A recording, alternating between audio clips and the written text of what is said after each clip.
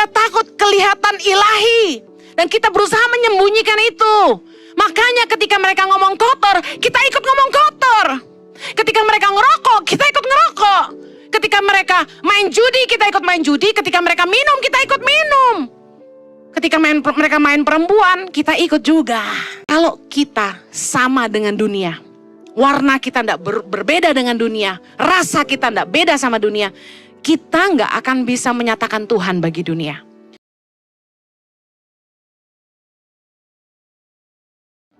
Saya ingin mengingatkan jemaat ICI akan visi gereja kita, yaitu melahirkan orang-orang percaya.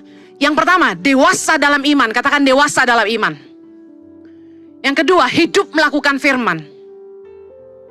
Yang ketiga, hidup berdampak bagi keluarga, dunia, pekerjaan, kota, dan bangsa. Saya rindu visi ini. Jemaat ingat dan lakukan. Kita nggak cuma datang tiap minggu, duduk dengar firman.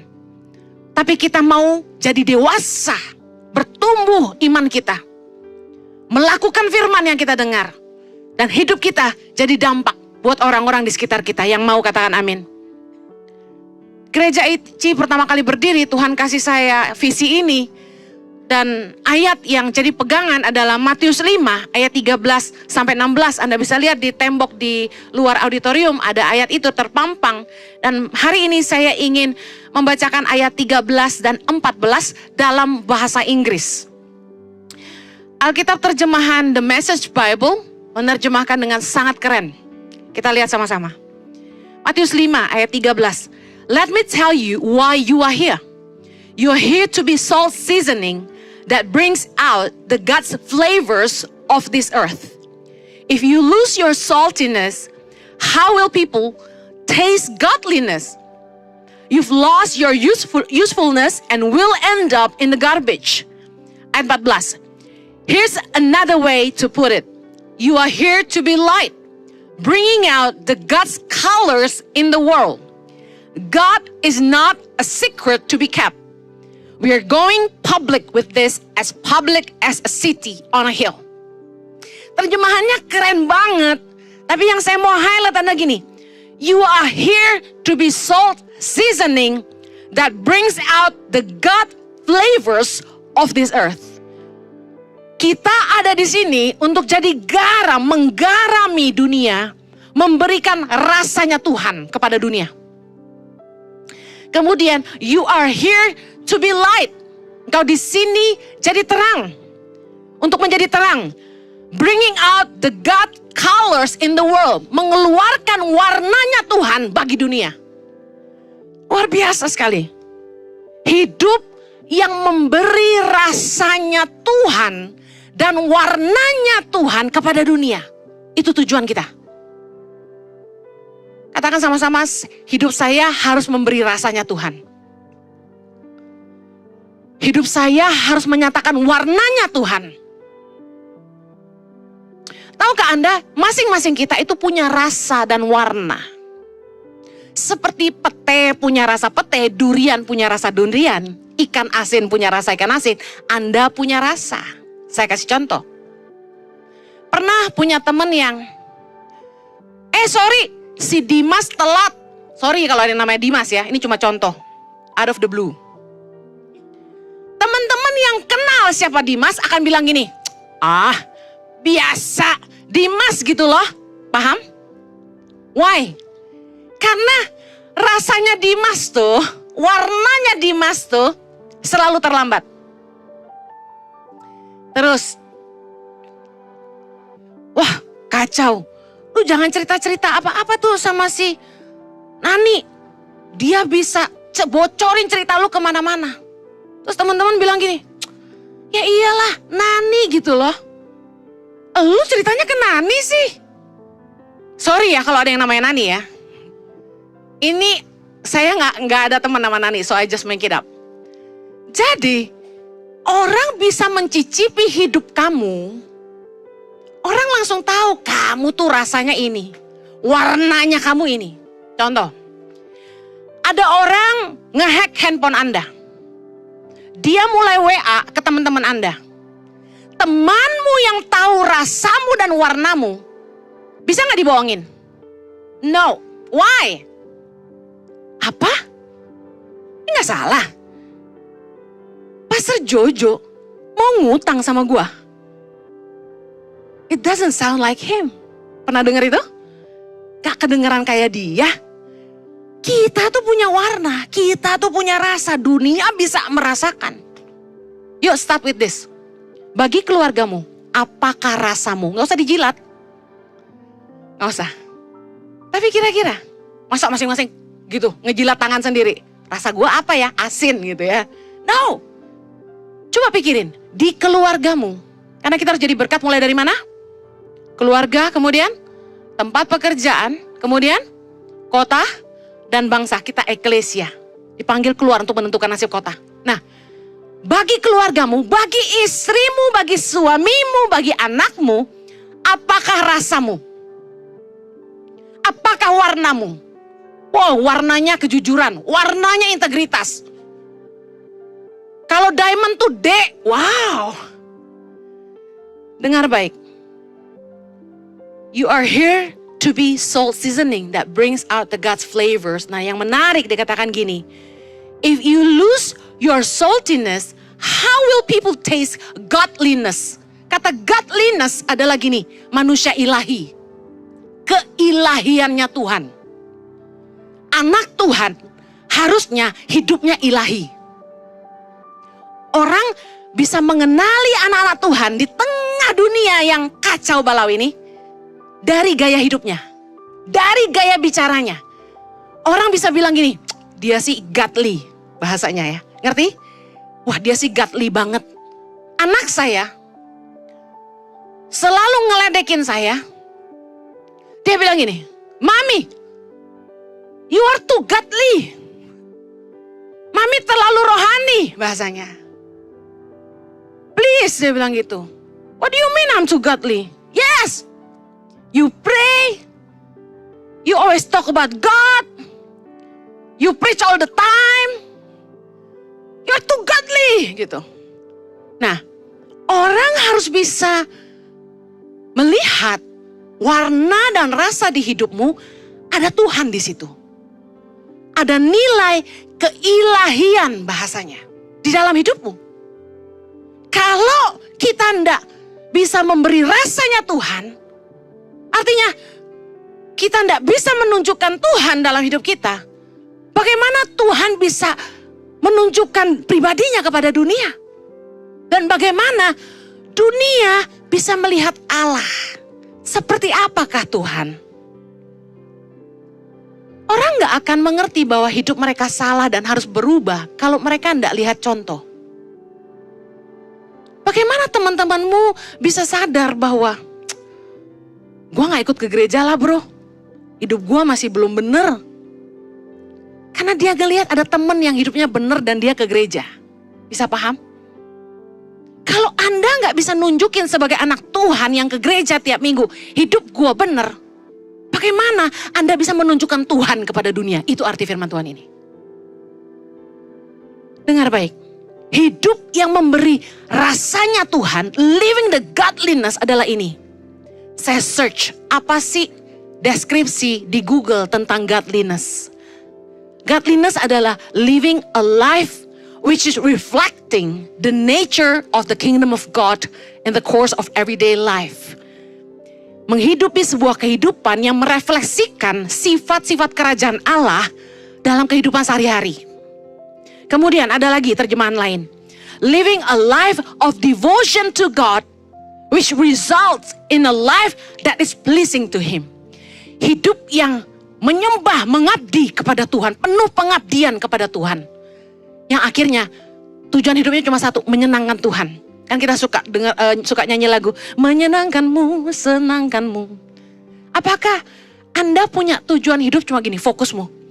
Saya hanya mau hidup untuk Tuhan. Fokus hidup saya adalah menyenangkan hati Tuhan. Siapa di sini yang punya tujuan itu? I live for you Lord, I serve you as my master. Saya suka banget kata-kata itu. Aku hidup buat Tuhan. Aku melayanimu sebagai tuanku. I serve you as my master. Itu yang saya pilih. Saya pilih jalan hidup saya. Saya mau hidup untuk Tuhan saja. Waktu saya melahirkan anak bungsu saya, Axel, saya hampir meninggal. Saya pendarahan hebat, HB saya turun sampai 7. Saya ingat saya tidak bisa bangun 1 bulan. Dan waktu saya bisa duduk di tempat tidur pertama kali di rumah sakit, saya minta suster untuk ranjang saya ditegakkan, dan ketika saya ditegakkan, di depan saya persis ada cermin. Dan saya terkejut waktu saya lihat wajah saya di cermin itu. Saya putih sekali. Anda tahu kalau orang-orang yang gak punya darah itu putih sekali. Sementara dari lahir saya gak pernah putih begitu. Saya kuning langsat meskipun keturunan Tionghoa asli. Tapi anehnya hari itu saya putih sekali. Harusnya bahagia tapi enggak, saya menangis. Saya nangis karena saya tahu saya berarti sakit parah. Kakak saya sudah nangis, adik saya sudah nangis, dan saya ingat saya berdoa gini, Tuhan, kalau Tuhan kasih kesempatan saya hidup, saya hanya mau hidup buat Tuhan. Itu janji saya. Karena sebelum saya buat janji itu, saya masih coba-coba jalani hidup saya sendiri. Saya masih mau coba bisnis sambil pelayanan sambil bisnis. Tapi Tuhan tidak izinkan. Tuhan ingatkan saya punya nazar. Saya nazar sama Tuhan suatu hari waktu saya masih sangat-sangat muda, belasan tahun. Waktu saya kenal Tuhan, saya doa gini, Tuhan selamatkan orang tua saya, selamatkan adik kakak saya. Kalau Tuhan selamatkan mereka, saya tukarkan hidup saya untuk Tuhan. Saya akan mengabdikan hidup saya sepenuhnya untuk Tuhan. Saya buat nazar itu waktu saya umur belasan tahun. Dan Tuhan ingatkan saya di usia 30 tahun, bayangin. Nah, saya bersyukur Tuhan kasih saya kesempatan. Nah, godliness adalah hidup yang mempraktekkan sifat dan karakter kerajaan Allah dan hidup yang menyenangkan hati Allah. Seperti apa sih hidup itu? Roma 12 ayat 1. Karena itu, saudara-saudara, demi kemurahan Allah, aku menasehatkan kamu supaya kamu mempersembahkan tubuhmu sebagai persembahan yang hidup, yang kudus, dan yang berkenan kepada Allah. Itu adalah ibadahmu yang sejati. Seperti apa sih sifatnya kerajaan Allah? Yang pertama, natur Allah itu adalah kudus. Katakan kudus. 1 Petrus 1 ayat 16. Baca sama-sama. Sebab ada tertulis, kuduslah kamu sebab aku kudus. Kalau kita mau menyatakan Tuhan, menyatakan rasa dan warnanya Tuhan di dunia, hiduplah dalam kekudusan. Firman Tuhan berkata juga, tanpa kekudusan tidak ada seorang pun dapat melihat Tuhan. Kalau Anda ingin menyatakan Tuhan dalam hidupmu, Anda harus berani memilih untuk hidup dalam kekudusan. Di tengah-tengah dunia yang gelap, yang penuh dengan kenajisan, Anda harus berani untuk hidup kudus bagi Tuhan. Daniel berketetapan, dikatakan firman Tuhan, untuk tidak menajiskan dirinya dengan santapan raja. Hari ini anak-anak Tuhan, apakah Anda mau ambil keputusan?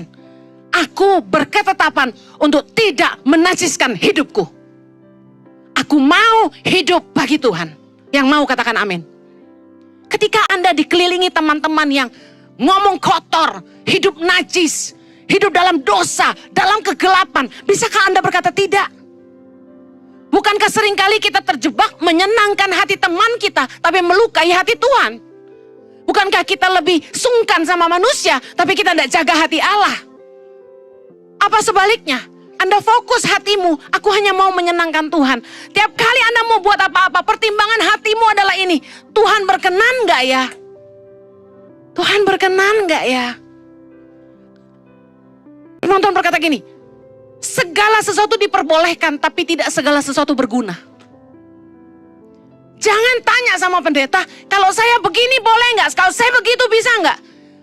Kenapa kamu gak tanya sama dirimu sendiri di dalam hatimu, sebelum Anda buat apapun dalam hidupmu, Tuhan berkenan gak kalau aku buat ini? Ada orang yang coba terus dekati saya dan kasih pertanyaan yang menjebak gitu. Orang Kristen zaman sekarang selalu cari kebenaran diri sendiri. Selalu cari ayat yang membenarkan tindakannya. selalu menjebak hamba Tuhan supaya kalau hamba Tuhan itu berani keluarkan statement itu, dia akan pegang omongan itu dan dia bawa kemana-mana. Dia akan bilang, Ibu Heni bilang boleh kok. Gawat. Dengar baik, gak peduli kata pendeta, pendeta bisa salah.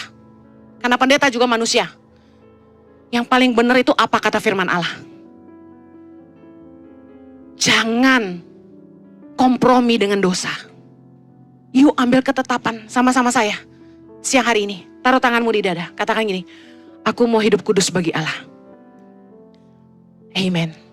Natur Allah yang kedua, terang, katakan terang. Efesus 5 ayat 8, kita baca sama-sama.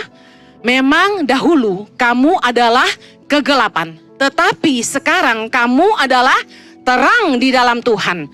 Sebab itu hiduplah sebagai anak-anak terang. Ayat 9. Karena terang hanya berbuahkan kebaikan dan keadilan dan kebenaran.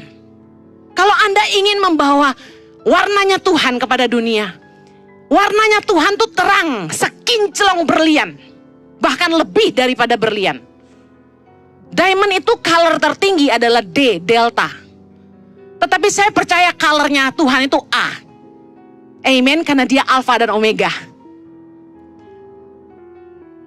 Kalau Anda ingin hidup memberitakan warnanya Tuhan dan rasanya Tuhan kepada dunia, pastikan kamu hidup dalam terang.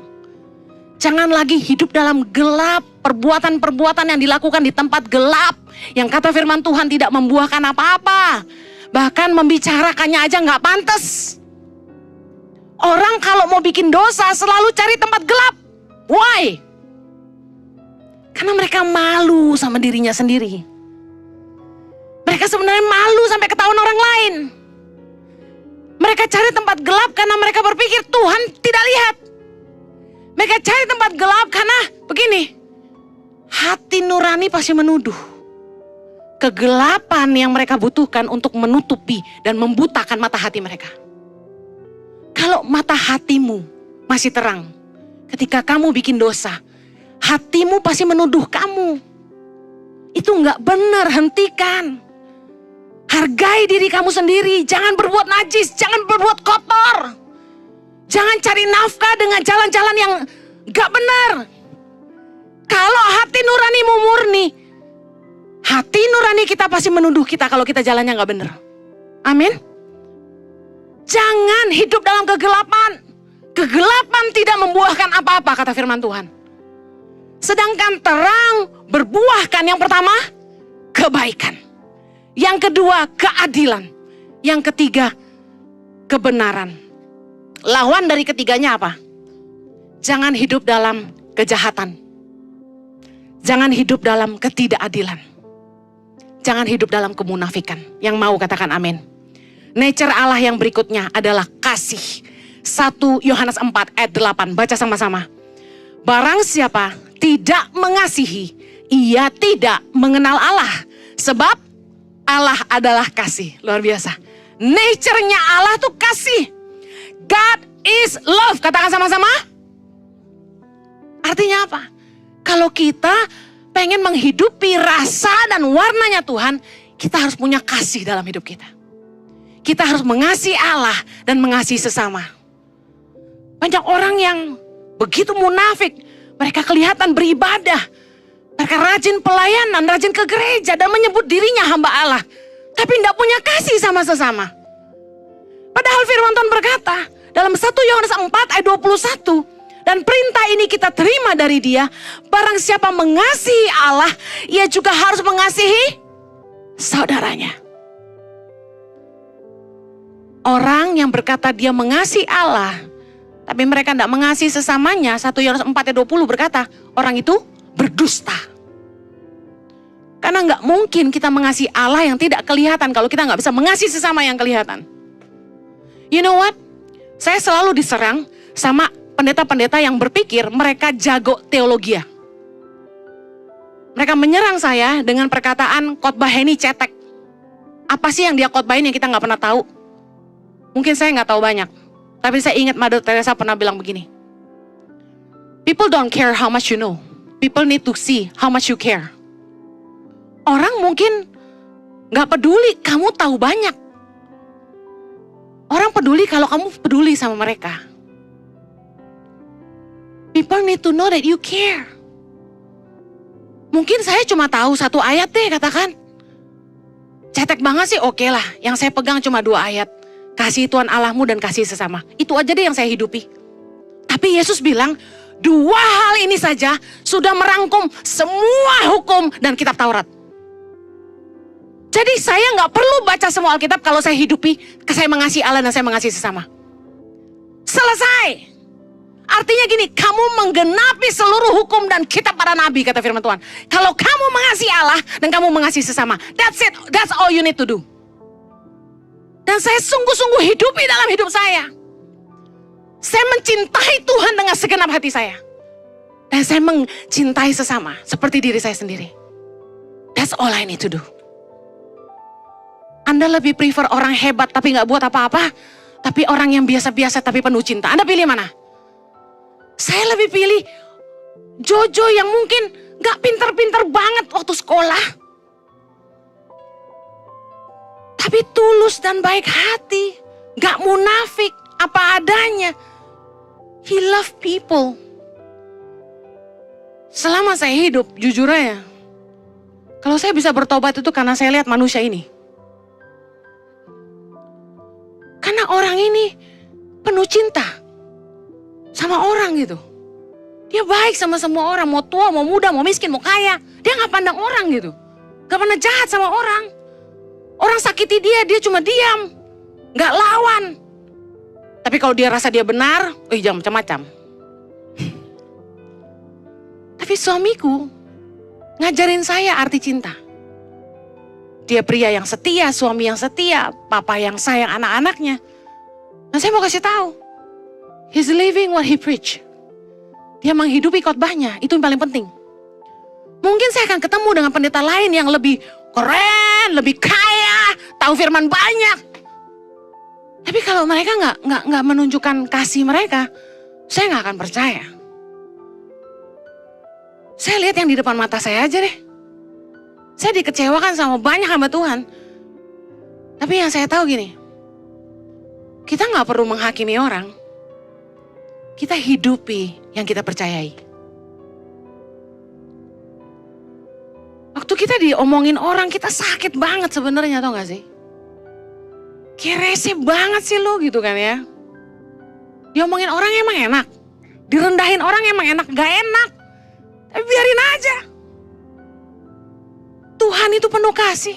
Masa kita gak mau mengampuni? Nature Allah yang paling luar biasa, yang membuat hari ini kita diselamatkan, adalah murah hati. Kolose 3 ayat 13. Ini keren. Sabarlah kamu seorang terhadap yang lain.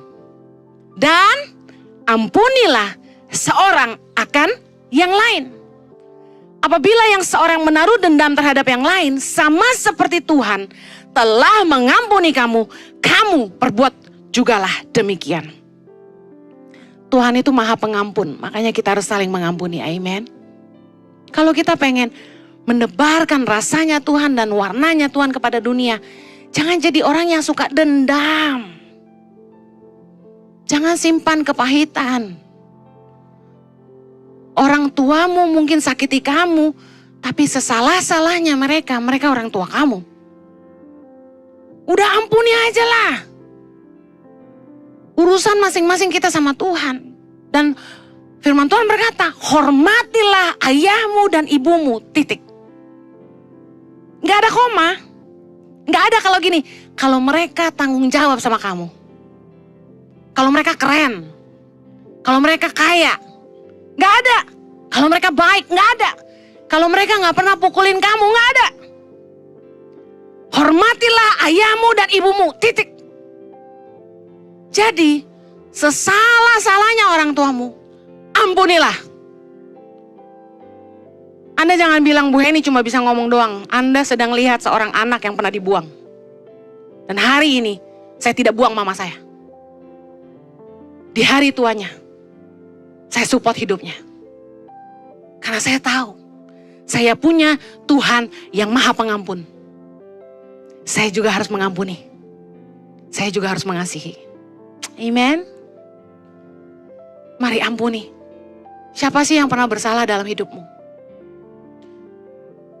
Tiap kali kita difitnah, kita dijelek-jelekin orang, kita disakiti orang. Ambil pepatah Indonesia yang keren itu loh. Biarkan anjing menggonggong, kafilah terus berlalu. Sometimes kita harus ambil keputusan untuk gini. Gak usah terima omongan yang membuat kita down. Gak usah masukin di hati. Tapi Bu Heni udah ngerasuk di jantung. Hey, keputusan di tangan kamu. Kamu mau ngampunin gak? Kalau kamu ngampunin orang yang salah sama kamu muntahin balik tuh kata-kata jelek. You just let it go. Tiap kali orang jahat sama saya gak pernah balas dan saya cuma doain. Tuhan ampuni dia karena dia gak tahu apa yang dia perbuat. Ampuni Tuhan. Herannya ada aja yang nyampein ke saya gitu loh. Lain kali. Jemaat online maupun onsite. Kalau ada yang jelekin saya lagi, gak usah kasih tahu saya. I don't need to hear that. Gak membangun tau gak sih? Baru kemarin disampaikan. Jemaat gereja sebelah. Itu jemaat online ICI. Ya kan gue gak maksa dia nonton khotbah gue online. Dia bilang sama pendetanya. Itu gereja ICI bikin Bible study. Gereja kita bikin juga dong. Kan bagus kan, input yang bagus, bener gak? Kalau gereja kita bisa menginspirasi, haleluya. Saya senang. Berarti jemaat ini setia sama gerejanya. Gue gak mau pindah ke Moy, gue tetap di gereja ini. Yuk, lu bikin kayak yang dia bikin. Bagus kan? Masih bagus jemaatnya gak pindah rumah. Pendetanya bikin Bible study, gak tahu kenapa mereka suka bertengkar gitu. Soal pengajarannya, beda paradigma lah, beda doktrin lah. Mereka bertengkar. Lalu jemaat ini bilang gini, kok beda Bible study-nya? Di ICI gak pernah berantem. Kenapa di sini jadi berantem? Karena firman Tuhan bilang doktrin itu gak boleh diperdebatkan, gak boleh jadi bahan pertengkaran. Itu kanak-kanak. Tuhan pakai hamba Tuhan beda-beda. Pewahyuannya warna-warni. Dan kemudian pendetanya tanya, gereja mana yang kamu maksud ini? Dia sebut, gereja Heni Kristianus. Oh, langsung pendetanya marah, naik pitam. Udah jangan sebut nama saya. Bagi pendeta lain nama itu pantang. Jangan. Serius deh. Tolong kasihani saya. Saya gak mau dibenci orang lain gitu loh. Gara-gara begitu pendetanya bilang gini, kalau dia mencetek gitu. Cetek. Untung dibilang cetek bukan ketek. Saya kaget gitu kan. Ya saya bilang memang sih saya cuma S2 kuliah teologianya. Kalau mau yang sampai doktor PhD ke suami saya. Memang suami saya lebih ahli dalam hal-hal Taurat dan hukum-hukum. Nah tadi saya diingatkan Tuhan Yesus. Tuhan Yesus juga rabai artinya guru. Dia juga sekolah di sekolah Taurat. Tapi dia berhadapan dengan guru-guru ahli Taurat. Orang-orang Farisi, orang-orang Saduki, imam-imam, gawat gak tuh? Yang usianya udah lebih tua, yang berpikir mereka tahu Taurat lebih banyak. Yesus selalu berhadapan dengan mereka. Jadi saya pikir, gak apa-apa lah. Yesus kayaknya lebih parah dari saya. Kalau saya cuma dikatain cetek, udah biar aja lah. Tapi saya katakan gini, kita harus belajar kayak Tuhan, murah hati dalam mengampuni. Gak usah sakit hati orang ngomongin kita. Kadang-kadang saya ketawain tuh kalau orang mulai ngomongin saya gini gitu. Ada ibu pendeta yang semalam ketemu saya diam aja ketemu dia. Soalnya ketahuan nama saya, dijelek-jelekin saya. Jadi saya ketemu dia, saya kikuk gitu loh. Kan saya tuh orang apa adanya yang gak bisa nyimpen perasaan saya. Saya kemarin mau diwawancara, saya gak mau. Kenapa? Saya takut saya terlalu jujur. Gak sesuai dengan promosi yang harus diucapkan gitu kan. Jadi saya menolak diwawancara. Udah jangan wawancara saya, suami saya aja. Suami saya lebih pintar ngomong dan suami saya baik hati. Pasti isinya pujian semua. Ya kan? Nah, jangan gue, asli nanti ya. Nah saya bersyukur gini. Tuhan itu punya nature pengampun. Bayangin kita ini loh kurang ajar. Kalau Tuhan itu enggak pengampun, kita ini jadi apa? Makanya di dunia kita harus memberi rasa ini. Mengampuni. Istri mengampuni suami. Suami ngampuni istri. Terus suami istri kalau udah berantem tuh, saya cuma gini. Udah, ampunin aja. Selesai. Gak bisa Ci, sakit Ci. Iya, mau sembuh gak? Kalau mau sembuh ngampunin. Udah gak ada cara lain. Mari belajar seperti Tuhan. Yang terakhir, nature Tuhan itu dia baik. Kita selalu bilang God is good all the time. Matius 5, kita lihat yuk kebaikan Tuhan tuh kayak apa. Yesus ngajarin kita gini. Matius 5 ayat 38, baca sama-sama. Kamu telah mendengar firman, mata ganti mata, gigi ganti gigi. Tetapi aku berkata kepadamu, janganlah kamu melawan orang yang berbuat jahat kepadamu. Melainkan siapapun yang menampar pipi kananmu, berilah juga kepadanya pipi kirimu. Ayat 43, kamu telah mendengar firman, kasihilah sesamamu manusia dan bencilah musuhmu.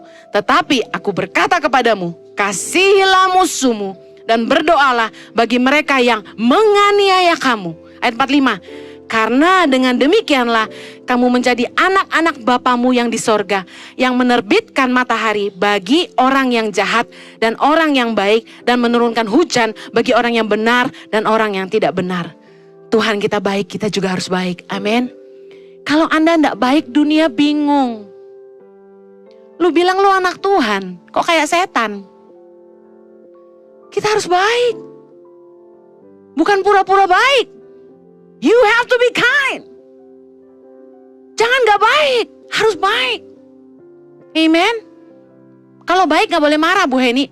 Justru kasih itu teguran yang nyata-nyata, tapi bukan memaki. Kalau kita tegur orang dengan kasih, gak perlu merendahkan orang itu, gak perlu melukai harga dirinya. Kalau marahin orang gak perlu bilang dia dari kampung, gak perlu bilang dia bodoh, gak perlu bilang dia orang miskin, gak perlu.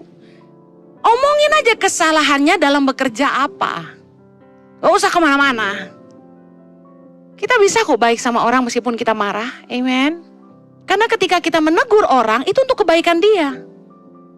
Kalau kita gak tegur, dia gak berubah dan dia gak tahu dia salah. Ada teman-teman yang buka usaha. Mereka ngomong sama saya, Ciheni kasih tahu kurangnya apa. Sebenarnya saya sungkan. Tapi saya harus kasih tahu. Karena gini, kalau dia berubah dan restorannya tambah rame, saya suka cita. Dan saya juga akan balik lagi makan di situ. Tapi kalau dia gak mau berubah, saya juga mungkin gak akan balik lagi makan di situ. Sometimes kita pikir kalau baik itu gak perlu marah, salah. Orang harus tahu mereka salah, tapi Anda tidak perlu merendahkan mereka. Saya akhiri, kalau kita sama dengan dunia, warna kita tidak berbeda dengan dunia, rasa kita tidak beda sama dunia, kita nggak akan bisa menyatakan Tuhan bagi dunia. Roma 12 ayat 2 berkata gini, janganlah kamu menjadi serupa dengan dunia ini, tetapi berubahlah oleh pembaharuan budimu, sehingga kamu dapat membedakan manakah kehendak Allah, apa yang baik, yang berkenan kepada Allah, dan yang sempurna. Dengar baik. Tadi The Message Bible dalam Matius 5 ayat 14 berkata gini, God is not a secret to be kept. Artinya gini, Tuhan itu bukan buat disembunyikan. Tuhan itu bukan sebuah rahasia yang harus kita sembunyikan. Nah, seringkali dalam hidup kita di dunia, di antara rekan-rekan dan teman-teman sekerja yang masih dunia, yang belum mengenal Tuhan, bukan orang Kristen, bukan orang percaya, kita malu menyatakan Tuhan. Kita takut kelihatan rohani. Kita takut kita nggak diterima. Kita takut kelihatan ilahi. Dan kita berusaha menyembunyikan itu. Makanya ketika mereka ngomong kotor, kita ikut ngomong kotor. Ketika mereka ngerokok, kita ikut ngerokok. Ketika mereka main judi, kita ikut main judi. Ketika mereka minum, kita ikut minum. Ketika mereka main perempuan, kita ikut juga.